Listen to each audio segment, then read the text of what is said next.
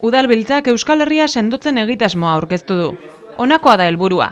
Nazio eragileekin batera diagnostikoak egitea, asmoak, lehentasunak eta estrategia partekatuak lantzea eta hori guzti hori egin ahal izateko hitzarmenak sinatzea.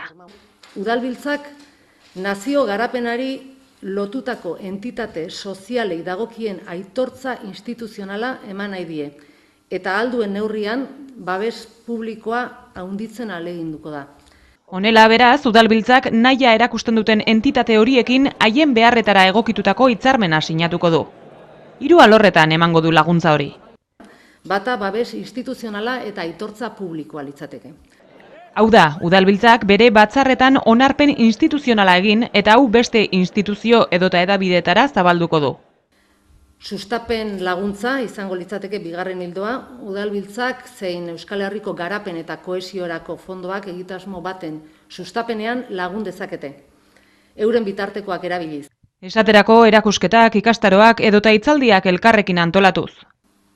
Eta azkenik laguntza ekonomikoa. Hau da, Udalbiltzaren garapen eta kohesio fondoak proiektuak burutzeko laguntza emango du. 2013ko 80.000 euroko partida du Euskal Herria sendotzen proiekturako. Hau honela, gaur bertan lehen hitzarmena sinatu du Udalbiltzak gaindegiarekin. Euskal Herriko ekonomia eta gizarte garapenerako behatokiarekin. Gure lanean jarraitzeko aukera emango digu.